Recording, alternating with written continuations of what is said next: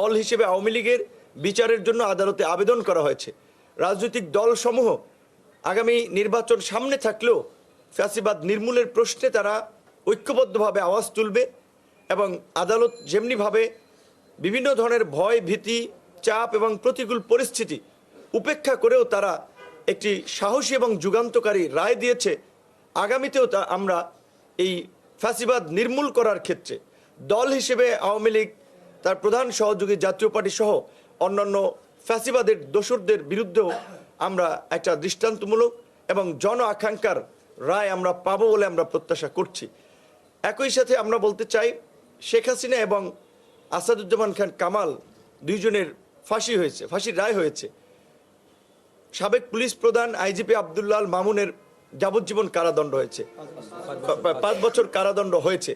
কিন্তু আরও অনেক অপরাধী রয়েছে যারা কেউ জেলে আছে, কেউ ধরাছোঁয়ার বাইরে আছে।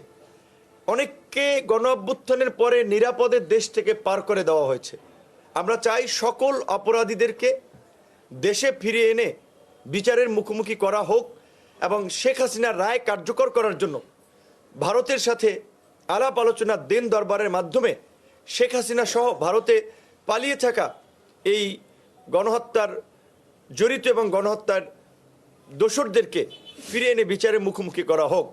একই সাথে আইনশৃঙ্খলা বাহিনীকে আমরা সতর্ক করে বলতে চাই, আমাদের অভিজ্ঞতার আলোকে 2018 সালে কোটা সংস্কার আন্দোলন আমরা যখন করেছিলাম, তৎকালীন প্রধানমন্ত্রী শেখ হাসিনা এই আন্দোলনকারীদের সাথে যোগাযোগ করার জন্য, দাবি দেওয়া মানার জন্য জাহাঙ্গীর কবির নানক এবং এনামুল হক শামীমকে দায়িত্ব দিয়েছিলেন।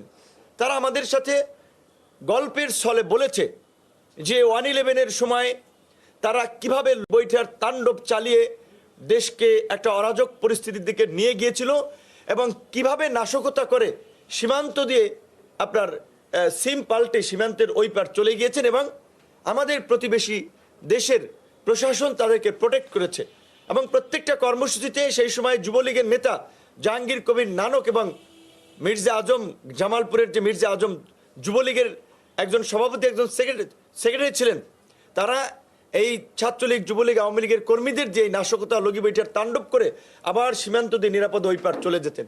তো আজকে শেখ হাসিনার রায়কে কেন্দ্র করে আমরা গত কয়েকদিন ধরে দেশের যে সমস্ত নাশকতা দেখছি, এখানে স্পষ্টতই গোয়েন্দা সংস্থার একটা চরম ব্যর্থতা রয়েছে। কারণ এই গোয়েন্দা সংস্থার শীর্ষ পর্যায়ে এখনো হাসিনার নিয়োগ দেওয়া একেবারেই ছাত্রলীগের নেতারা এখনো পদে বসে আছেন।